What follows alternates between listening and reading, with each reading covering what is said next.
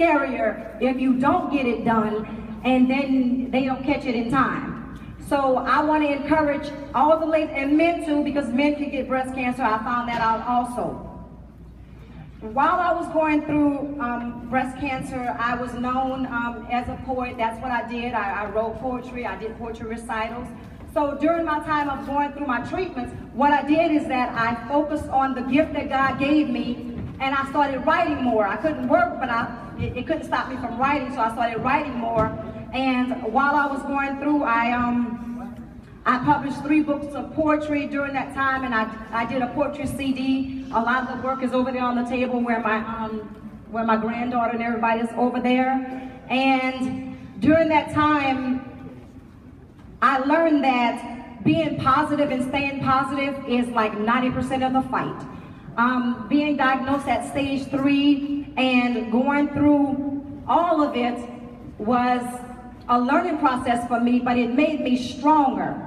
And it made me stronger because now I'm at the point where I love going and sharing with other people. I travel across the country. I go and I share my story at different places. And what it did is that it opened doors for me that had I not gone through the breast cancer, those doors would not have been open. Had I not gone through it, and that's why you can't always get depressed because you're going through something. Because a lot of times when you're going through, you're not going through just for you.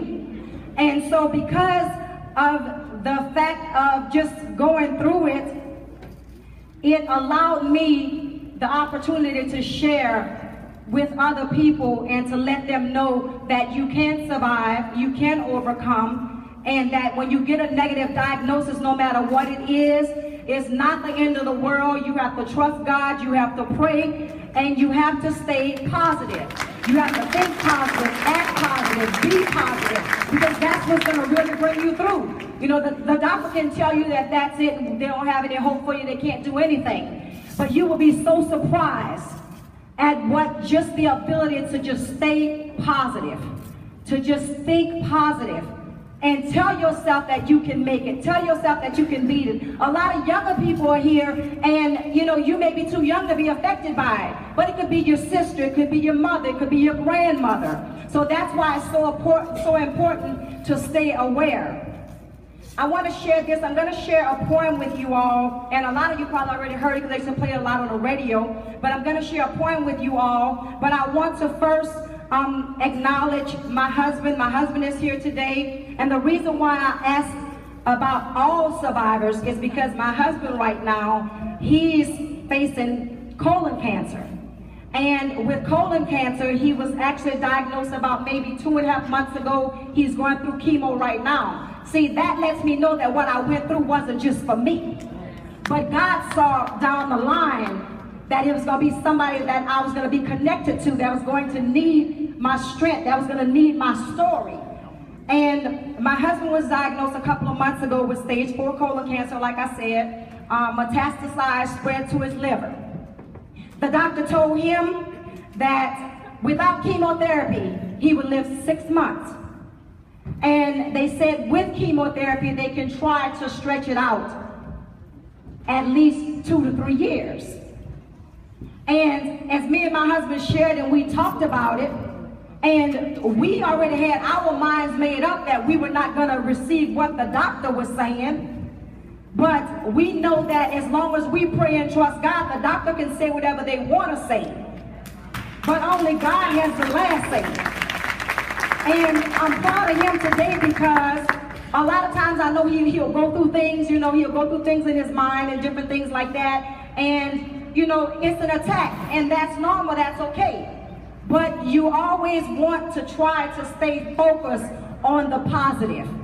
Think positive. And I believe that my husband is going to be here 25 years from now. I believe that.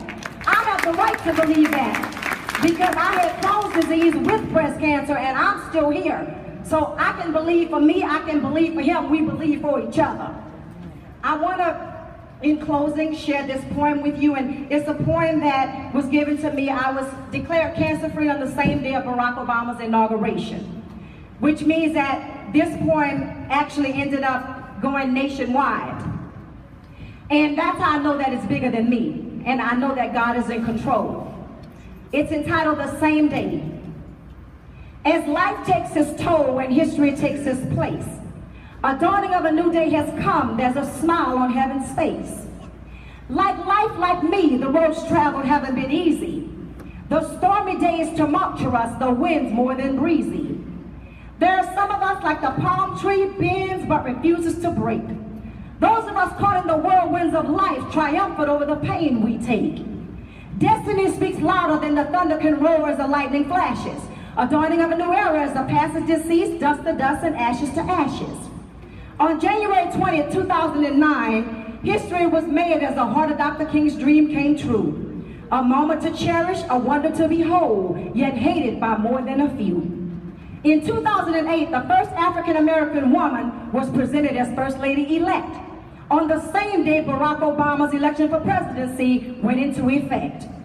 He became our 44th president, a miracle of untold expectancy. We beheld God's glory through our story from slavery to the presidency.